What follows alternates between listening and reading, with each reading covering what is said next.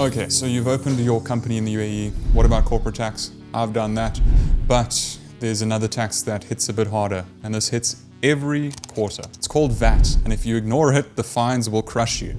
In this video, I'll show you exactly when you must register, what happens when you don't, and why VAT in the UAE is sort of uniquely tricky. I'm Richard Rodriguez from Connect Group, and since 2016, we've helped entrepreneurs and business owners set up companies the right way. As soon as your total turnover hits 375,000 dirhams in any rolling 12-month period, you have 30 days to register for VAT. It's not 31 days. It's not when I get round to it. It's 30 days. How to calculate it? Again, I'll re-emphasize, it is not a calendar year. It's any consecutive 12-month period. So if you started in March and by February of the next year you've hit 375k, then boom, you need to register. And listen, this applies to everyone. Mainland companies, free zone companies, it doesn't matter if you're selling products, services, it doesn't matter what you think about VAT, if you think it's stupid, if you think it's someone else's problem, it is your problem. And unlike corporate tax where you can register before you start making money, VAT registration is triggered by actual revenue, not profit, but revenue. And you can't register early even if you want to. So here's where it gets interesting. And by interesting, I mean confusing as hell. You'll have two tax numbers. You'll have a corporate tax number for your annual tax returns, and you'll have a VAT number for your quarterly VAT returns. And they're completely different from everywhere else in the world that you may be used to. If you are in Europe, you may be used to having one tax number for both, same with the US, same with most other countries. In the UAE, it's slightly different. There's two separate tax numbers. Now, why is it like this? It's because VAT and corporate tax are managed by different departments. And the UAE has regulators that treat them as sort of different compliance tracks and regulate them very differently from each other. There's different reporting schedules as well. Corporate tax is once per year, and it has to be done 9 months after your financial year ends. VAT, on the other hand, is every quarter, and these quarters might not match the calendar quarters. So here's a real example I've seen from our experience. At Connect, we have 15 different trade licenses as part of the Connect group, and all 15 have different VAT reporting periods. One reports January, and then again in March, another February to May. Third one might report, say, March to June.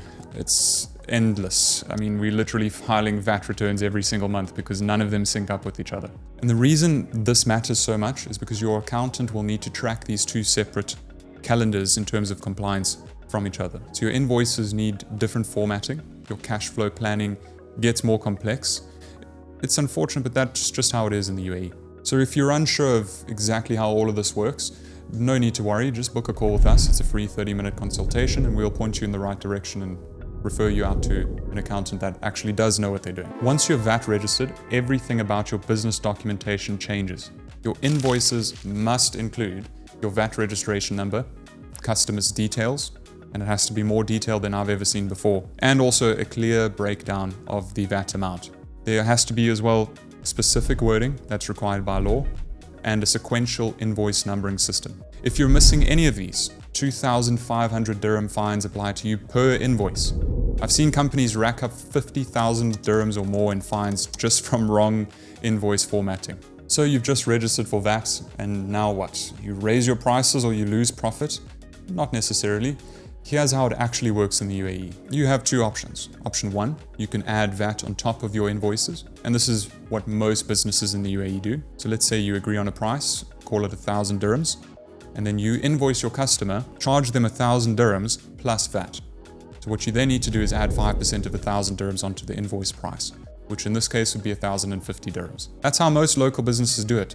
From lawyers to cafes to any business, it's a similar model to the US. Tax is added at checkout. It protects your profit and keeps pricing a bit more flexible. Option two, you can include VAT in the price itself. Although this is rare in the UAE, there are some e-commerce platforms or big retailers that might do this just in terms of customer convenience. They show the final prices that already include VAT, like 1,000 AED total. But inside of that, only 952 dirham is actually yours. There's 47 dirhams there that goes to the government. So it means you may lose margin unless you've calculated this in advance and factored it into your pricing. And don't even try and do this manually. You're not going to sit up all night calculating VAT line by line, am I right? A lot of business owners ask me, can I register for VAT before hitting 375,000 dirhams? And the answer is yes, you can. But you need to understand what that means. It means you're allowed to register voluntarily once your taxable turnover exceeds 187,500 dirhams. Some entrepreneurs choose this path if their clients request VAT invoices, or they want to look more established or serious, or they just simply expect to hit 375k very soon anyway, and they're being proactive. But here's the key point here.